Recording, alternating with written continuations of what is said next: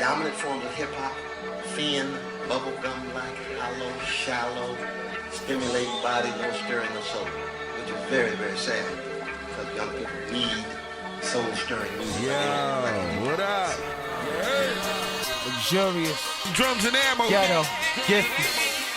Embada. It's Embada, baby. Check. What up? I think we got it. What it do, man? Chilling, man. How you doing? I'm chilling, man. I was just bumping. You know, I've been bumping on Bandcamp.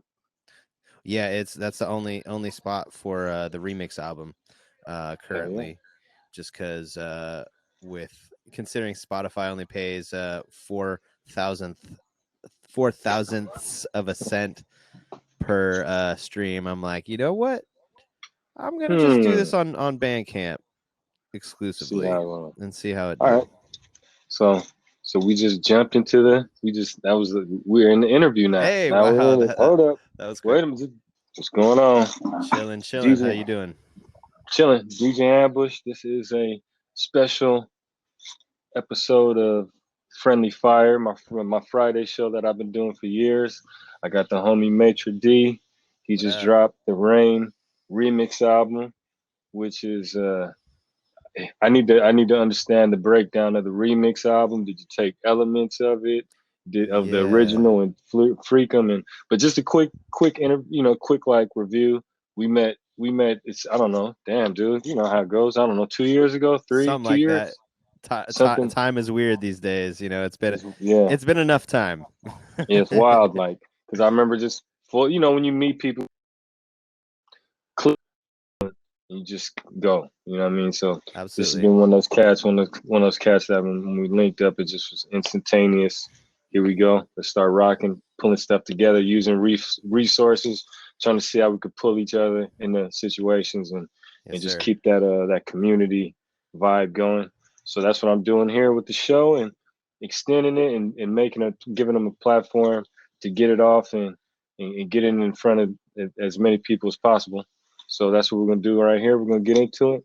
So let's break it down. Like, one of the questions when you get a remix album is how much of the original did you get in the remix and what's the thought process? Yeah. So to just take one step back, a year ago I dropped my album Rain, 10-song album, sample free, working with a bunch of musicians, creating basically a thematic project that was an homage to the rain.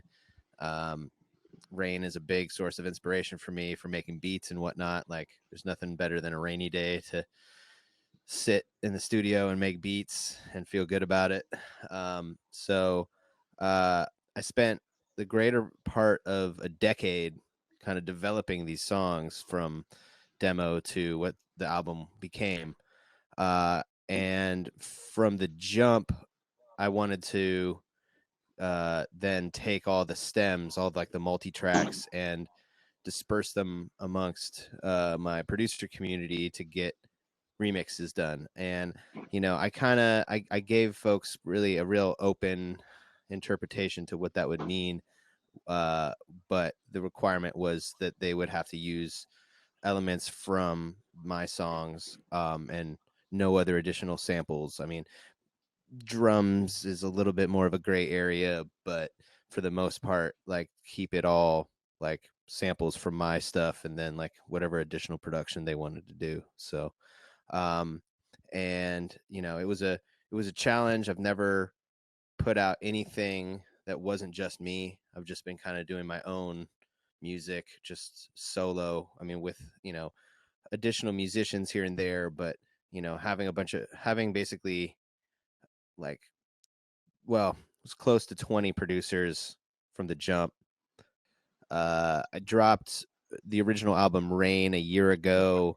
It was the culmination of almost a decade of development, songs that I worked and reworked and added live musicians and took out samples, and eventually ended up with a completely sample-free 10-song project that was an homage to Rain, because Rain is a big inspiration for me for making beats and stuff. Just being inside making beats on a rainy day is just like my idea of the best day ever. For real. Um, Straight up. so, but spending so much time on 10 songs just left me with the desire to hear someone else flipping those songs into something different and kind of like making it fresh again for me, because while, you know, finishing up the album felt great and getting it out there, I'm really proud of the work, but it's songs I've heard now thousands of times, Mm-hmm. and just wanted to hear a fresh take on it. And so even before I dropped the album, I was reaching out to folks to see who would be down, and took in over a year, it took me up until the wire, down to the wire, to get all the songs remixed by folks.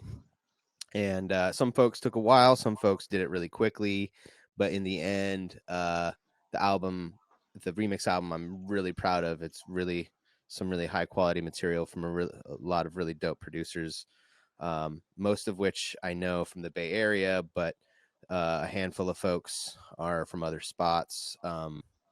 Track by Lena Fornia in there. She's an LA based producer. And then like a few folks that I've met through online beat meetups in the last few months, from like this Session In put on by Battle Ave on Fridays, and then also Global Beat Cypher put on by Today's Future Sound and Elliot Gann. And so a handful of these remixers I've met through that community. And so Soul City is from Washington, D.C. area. Mr. Low is New York City producer. And then also this young cat Works, WRKS, with an underscore at the beginning because he's a millennial. Yeah, no vowels. You know how they do. He's from the Toronto area in Canada. So, you know, and then the rest of the folks are mostly, you know, people I know from my community out here in the Bay Area. But everyone, you know, picked out the handful of their favorites from the album, and then I just kind of distributed. I had to, because initially I was trying to get just one remix per song, but in the process I had to let people do duplicates because I didn't know who was going to actually turn theirs in time. And so I just kind of just let it go and just see what happens. And in all actuality, like I actually have 6 more remixes that are going to come in before the end of the year, that I'm actually in the new year going to drop a deluxe 2 cassette release of the project. So first cassette is the original album plus a bonus track, and then second tape will be all the remixes with all the bonus remixes. So the current release of the remix album is 13 tracks, but the deluxe cassette version will probably be 19 or 20 tracks. Okay, I got you. And I'm not gonna say who's on that, or who's the bonus tracks yet, because I don't want to blow anyone's spot if they don't actually get it done. No. But there are a handful of really, really dope producers, in addition to the ones that I already have, that are supposed to send me some stuff, and I'm really excited for those as well. So, but yeah, it's kind of hard to like decide where to cut it off, but really what it came down to was time, because I wanted to release this 1 year after the original album came out, just to have relevance in connection to the project. I mean, originally I was going to try to get the remix album, you know, out much closer, but the logistics of that were just, I couldn't get it together in time. But also when I realized it, is that I didn't want people to feel time pressure and just vibe. I just wanted them to vibe with the material and see what happened.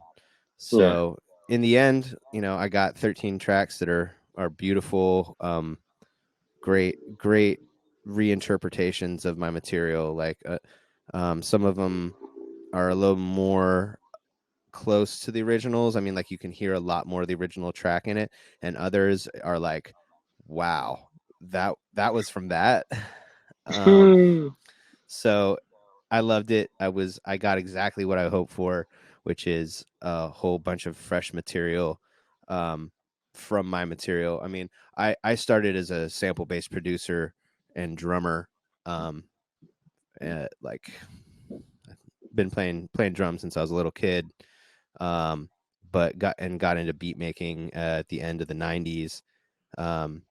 And was always a big sample head. Like I always loved flipping samples. That was kind of the at the heart of it for me. But as time wore on, I became a better musician and just kind of worked more towards doing sample free work. I still flip samples, but I'm trying to do a lot more material that's all original, just with sample laws and whatnot, and also trying to get into more music licensing. It just seemed like a good idea to try to go sample free. So it's really cool to have a bunch of really dope sample based producers sample my work and make it their own. And that's that was the craziest thing about this, is that a number of these tracks, it's like you really hear the other producer in it, and like they really took my stuff and then like brought it into their universe and kind Their of world. exactly. So it was really cool. I've never had anyone remix my work before, and I love doing remixes for other people. So it was nice to be on the other end of it. So did you so I got two questions, but the first one, did you feel was it therapeutic, kind of letting your music go without really having a grip on, you know what I'm saying? Like that's a lot of control. You just kind of like, did you have some growth to be like, here you go, just do what you're gonna do with it? It's funny. Like I expected to feel more that way, and like, I expected to like be more like attached, but in the end, I didn't feel any of that. Like when I was actually sending it to people, because I trusted everyone to do what they do, and for me, just hearing a reinterpretation, no matter what it is, was the payoff in itself. So it was like, even though like, yeah, I'm very exacting. I have a very like clear vision of what I'm trying to do with my music, but the experience of just giving that material out and just seeing what happens was I mean, it was cathartic, I mean, but it's like I wasn't nervous about it. The only thing I was nervous about was whether I was going to get stuff in time. Well, I feel. So you mentioned the music licensing.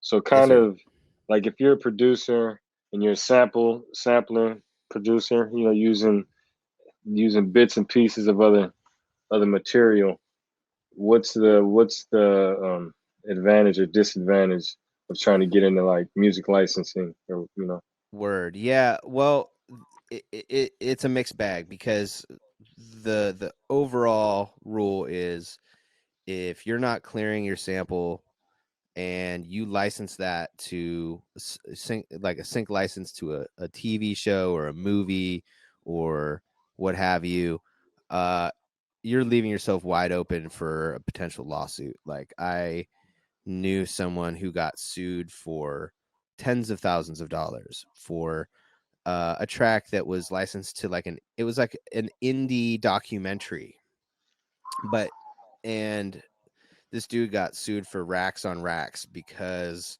he had a song that had an uncleared sample in it. So that said, I mean, if you manipulate a sample beyond recognition, if it's truly beyond recognition, you're probably good. But what it comes down to is, they use all kinds of technology now to be able to identify where samples are from in music in order to, scare up money for the huge companies that own the license, own the publishing on those tunes. I know of another example where actually they got sued for a break, like a drum loop Ooh. And the thing is usually like one of the things that the cats have been kind of relying on is that like people sleep on drums. Like they're all worried about melodic samples, but like, you know, drum samples have been sliding past the radar. But in this case, it was likely that it was like an automated like bot that discovered that this loop was featured in a song on an album, and it happened to be something owned by Rhino Records, and Rhino Records owns like millions of songs. That's it. They're official. Yeah, that's the one. That's the heavy hitter. Yeah. So you know, they got in trouble for that. And so even when it comes to drum samples, it's like, man, you got to like chop that and pitch it and just make sure it's not like easily identifiable. But so long story short is it's like the name of the game is if you aren't sampling, then you don't have to worry about all that. It reminds me of something my mom told me as a kid, was like, you know, the great thing about telling the truth is there's nothing to remember. That's it. Yeah. You know, I remember you did. So and you know, another side of this is that I had my first big sync license this year. And it was a track that I had done sampling on at the request of the artist, and so the person who I sampled took 50% of, you know, everything. So I mean, granted, I think that's legit. Like I say, like the track wouldn't be what it is without that sample, and I didn't chop it beyond recognition. So you know, that artist deserves that. But I'm also trying to make a living here, and you know, I don't really, you know, I don't really want to have to share that dough. If I get, I feel it. We're already splitting it up a bunch anyway with all the people involved. So yeah, so you know, it's not only is it less risky to do sample free stuff, but it's more lucrative. I can dig it. So let's get back to the project, because we don't, you know, we got a gang of time. We only got a couple minutes left. So with the project, it already came out. It's out right now, right? It's available. It's out. Oh, today, Friday. Okay, yes, sir. So we'll be listening to it as this interview is going on. So you have it on Bandcamp. What's the what led you to put it on Bandcamp? Well, Bandcamp really has shown itself to be I think the best platform for independent artists to sell their music directly to their fans. Honestly, I still haven't seen a dime from iTunes or anything like that since I released this album last year in December. I haven't seen any money from that, but on my Bandcamp, I in the last year, I mean, this is also including all the other releases I have on there. I have a ton of like DJ edits and whatnot on there. But I've sold the most music I've ever sold on Bandcamp in the last year. And more importantly, music to people that don't know me. Like I actually have a ton of people that have bought my music just off the strength. You know, I believe they may have found them through tagging. So tagging your songs on Bandcamp is really important if you're releasing music on there, because it gets grouped into like searches and whatnot. And so, you know, it really has been, you know, the best way for me to get my music out there and actually get paid for it. The other thing is I've actually had more lists. I've had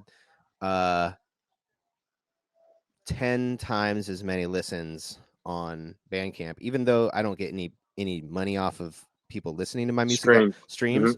I've had 10 times as many. I've had in the tens of thousands of listens or of streams on Bandcamp than I have on Spotify. I mean, I've only had close to 1,000 streams on Spotify at this point. So, you know, it's not a. Well, this is some good intel right here, you know, for folks listening. That's crazy. That's dope. Well, man, we got to go ahead. Yeah, just finally the fact that every Friday, the first Friday of every month, Bandcamp has been waiving their cut of the fees, and I believe they only take 15% already, and I think iTunes takes 25%. But then on one Friday a month, they don't take anything. So that's the day that a lot of people actually go and purchase music. I mean, honestly, I pretty much spend every dime I make on Bandcamp Friday on other people's music, because Oh, that's I mean, crazy. That's we're tight. all in this together, and I'm also a DJ. So, I want to be able to give spins to independent artists more, especially now that I have my radio show on Twitch on Wednesdays, and just trying to support this community as well. So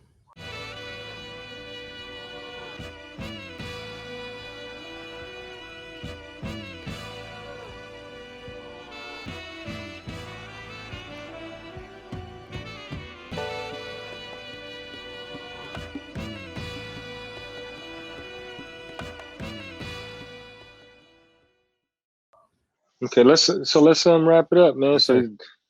let's talk about Beat Banquet really quick, and then get into the socials, and Yeah, real quick. that's it. I brought back my weekly event that I was doing in San Francisco.